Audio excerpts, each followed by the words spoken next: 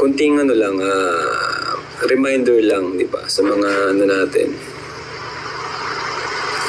sa mga beneficiaries natin na Kalingap Rab, may mahalagang paalala kay Viancy at Carla at Joy. Ano naman kaya ito mga Kalingap? Magandang araw sa inyong lahat mga Kalingap, sanay hindi nyo po makalimutan na mag-like sa video na ito.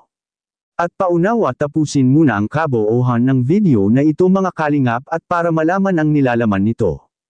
At maraming salamat po mga Kalingap sa pagpatuloy na pagsuporta lalo na kay Kuya Val Santos Matubang at Ate Edna Vlogs at kay Kalingap Rab, salamat po.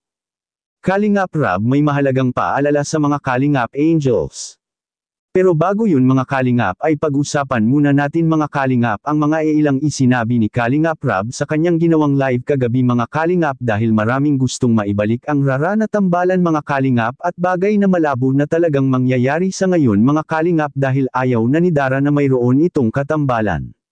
Siguro ay gusto rin ni Dara na makapag-focus muna ito sa kanyang pag-aaral mga Kalingap. At nang dahil na rin siguro kay Raz na may girlfriend na anya ito. Hindi ini-love team ni Kalingap Rab ang mga beneficiary nito kung mayroon magiging conflict dahil baka ito pa ang maging dahilan ng hindi makapagkaunawaan mga Kalingap sa pagitan ng karelasyon nila at sa love team. Which is tama naman mga Kalingap, magandang maiwasan at iwasan na lang ang magiging problema. Malaki rin sana ang maitutulong ng love team na ginagawa ni Kalingap Rab para sa kanyang mga beneficiary dahil binibigyan naman sila pagkatapos makapag-shoot ng serye. Malaking tulong ang ibinibigay ni Kalingap Rab sa kanila dahil magagamit na rin nila ito pang dagdag magagastos at pang-allowance nila sa kanilang pag-aaral. Ngunit hindi naman natin mapipilit si Dara dahil siya naman talaga mismo ang umayaw at ayaw muna nitong makipag-love team. Hindi naman pinipilit ni Kalingap Rab ang mga beneficiary nito kung ayaw talaga nila mga Kalingap, at sa kabilang dako naman mga Kalingap, ano kaya ang reminders ni Kalingap Rab para sa kanyang mga beneficiary? Yan ay ating nang makikita sa video. Diba? Kasi ito na nga yung magpapabago, diba? Ito ng Kalingap, andyan na oh. And napakadali lang ng gagawin mo, makikiano ka lang. Yun lang, sasama ka lang sa vlog. Sobrang dali lang po. Kaya nga, pag nag-invite ako sa kanila, hanggat maaari, sana pumunta naman. Diba? Kasi ito naman yung ito yung nagpapaaral sa kanila, itong channel natin. Ito yung nagbibigay sa kanila ng pambayad ng renta, gamit.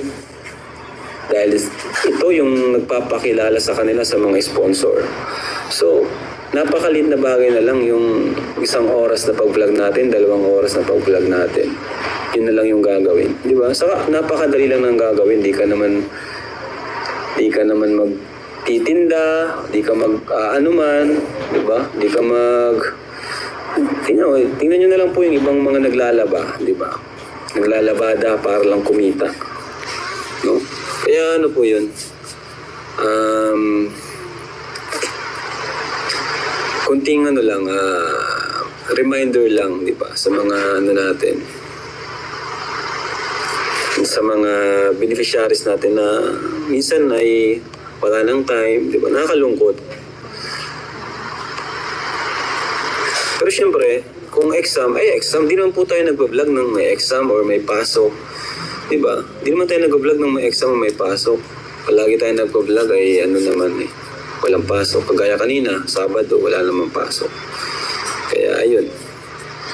Marami ang gustong matulungan ni Kalingap Rab at maging beneficiary nito, kaya kudos na lang sa mga Kalingap Angels Batch 1 mga Kalingap dahil marami ang tumutulong sa kanila ngayon dahil kay Kalingap Rab. Anong masasabi niyo po tungkol dito? Please comment and God bless you all.